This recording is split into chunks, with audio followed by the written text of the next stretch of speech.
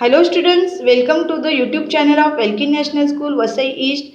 This is from Mrs. Jyoti Kulkarni, your subject teacher of Marathi. मुलांनो, आज मी तुम्हाला मराठी सुलभ भारती इयत्ता 5वीतील पाठ 23 प्रामाणिक इस्त्रीवाला हे शिकवणार आहे. प्रामाणिक इस्त्रीवाला म्हणजे काय? एकदम क्या है? स्मार्ट और जो कभी चोरी नहीं करने वाला, ईमानदार. ईमानदार इस्त्री वाला के ऊपर लेसन है. बहुत ही ईमानदार है ये, तो इस्त्री वाला है. तो हम लोग अभी ये लेसन में आपको पता चलेगा कि उसके पास पैसे उसने लिए रहते, यानी गलती से उसके पास आए रहते तो वो अच्छे विश्वास से ईमानदारी से पैसे लौटाता है. आता बघा, मी शिवानी 5वीं शिकले. माझे कुटुंब छोटे से है. ये शिवानी नाम की लड़की है. ये अपने खुद के फैमिली के बारे में बोल रही है. आई, बाबा, भाऊ, शिवराज आणि मी आई घरची कामे स्वतःच करत. आम्ही तिला मदत करत असतो. एकदा आईने कपडे धुवून वाळत घातले. कपडे वाळल्यानंतर भाऊने त्याच्या घड्या घालून टेबलावर ठेवले. यानी उनके घर में मम्मी, पापा, उसका भाई ये सब रहते थे. मम्मी घर में काम करती थी और मम्मी के काम में ये लोग मदद करते थे. एक दिन क्या हुआ, कपड़े सूखने के बाद उसके भाई ने कपड़े टेबल के ऊपर घड़ी डाल के रख दिए. सायंकाळी 5 वाजता बाबा बाहेरून आले. त्यांनी आईजवळ पैसे दिले. ते तिला ठेवायला सांगितले. आई कामाच्या घाईत होती. तिने पैसे टेबलावर घड्या घातलेल्या कपड्यात ठेवले आणि ती कामात गढून गेली. गढून यानी मग्न, यानी वो काम में इतनी बिजी हो गई कि उसको पता नहीं चला कि मैंने पैसे किधर. यानी एक दिन क्या हुआ, पापा घर पे आते शाम को और उन्होंने मम्मी के हाथ में पैसे दिया घर में खर्चे के लिए. तो मम्मी काम में थी, घाई घाई ने उसने वो कपड़े जिधर घड़ी डाले थे उधर ही उसने पैसे रख दिए और अंदर काम में चली गई. आगे बाबा बाहेर गेले होते. आई कामात होती. भाऊ खेळायला गेला होता. मी अभ्यास करत होती. इतक्यात आमचे इस्त्रीवाले दामू काका आले. इस्त्रीसाठी कपडे मागू लागले. आई स्वयंपाकघरातून म्हणाली, अगं शिवानी, त्या टेबलावर ठेवलेले कपडे पिशवीत भरून दे. मी कपडे पिशवीत भरून दिले. इस्त्रीवाले काका कपडे घेऊन निघून गेले. यानी शाम को इस्त्री वाले अंकल आए. जैसे कि अपने भी घर में इस्त्री वाले अंकल आते हैं, कपड़े देके जाते हैं, लेके जाते हैं ना, वैसे उनके घर में एक इस्त्री वाले अंकल आए. उनका नाम था दामू काका. तो वो आए और उन्होंने कपड़ा मांगा. तो शिवानी पढ़ रही थी, उसका भाई बाहर था. तो शिवानी को बोला कि कपड़े तुम बैग में भर के, थैली में भर के, पिशवी यानी थैली भर के दामू काका को दो. तो उसने पूरे कपड़े, अगं शिवानी टेबलावर ठेवलेले कपड़े पिशवीत भरून दे. तो उसने ऐसे मम्मी ने बोला तो शिवानी ने पूरे कपड़े उठाए और उसने दामू काका को थैली में डाल के दे दिए. 2 दिवसानंतर बाबांनी आईकडे पैसे मागितले. नेहमीच्या सवयीप्रमाणे आई कपाटात पैसे शोधू लागली, पण पैसे काही सापडेनात. आई कावरीबावरी झाली. आई विचारात पडली. घरात सगळीकडे पैशाची शोधाशोध सुरू झाली, पण पैसे काही सापडले नाहीत. 2 दिन के बाद उसके पापा ने मम्मी से पैसे मांगे जो रखने के लिए दिए थे.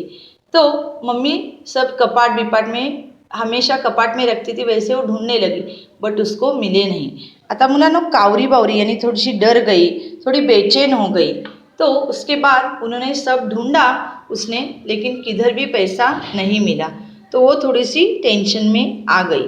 तो उतने में क्या हुआ, ये सब होते होते शाम हो गई. संध्याकाळच्या वेळेला दामू काका घरी आले. ते हाका मारतच, वहिनी, आहो वहिनी. आई बाबा बाहेर आले. काय रे बाबा, कपड़े आणलेस का, जरा वैतागून आईने विचारले. वैतागून यानी उसको टेंशन आया था, तो उसके ऊपर थोड़ी सी वो नर्वस होके, क्योंकि घर का टेंशन कभी कभी बाहर भी निकलता है.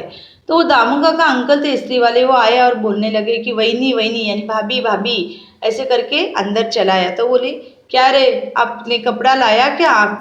तो बोला कि हाँ. ऐसे तो नर्वस स्वर से उसने पूछा. तो दामू काकाने खिशातून पैसे काढले. अहो वहिनी, तुमचे कपडे मी इस्त्रीला घेतले आणि कपड्यांच्या घड्यामध्ये हे पैसे सापडले. ते परत करायला आलो. पैसे मोजून घ्या आणि हे कपडेही घ्या. दामू काका आईच्या हातात पैसे ठेवत म्हणाले. आईने पैसे मोजले. यानी वो कपड़े का तो ठीक है, लेकिन उसने हाथ से अपनी जेब से पैसे निकाले और मैं भाभी ये आपके कपड़े के साथ जो मैं इस्त्री के लिए लेके गया था उसके साथ ये पैसे भी आ गए, तो ये पैसे मैं लौटाने आया हूँ, आप ये गिन के लीजिए। तो उसकी मम्मी के हाथ में दिया तो मम्मी ने पैसे गिन के लिया तो पूरे के पूरे पैसे थे और पैसे के साथ उसने कपड़े भी दे दिए। तो ये ईमानदारी थी बच्चों। अगर वो ऐसे घड़ी में पैसे थे जो कपड़े की घड़ी में, वो रख भी सकता था, उनको पता भी नहीं था घर में कि किसी ने इधर पैसे रखा है मम्मी ने, तो लेकिन इसकी ईमानदारी अच्छी थी, विश्वास से उसने पैसे लौटाए। तो ये बहुत ही ज़रूरी है कि कोई अपने ऊपर विश्वास रखता है तो विश्वास हमें कामयाब करके दिखाना चाहिए।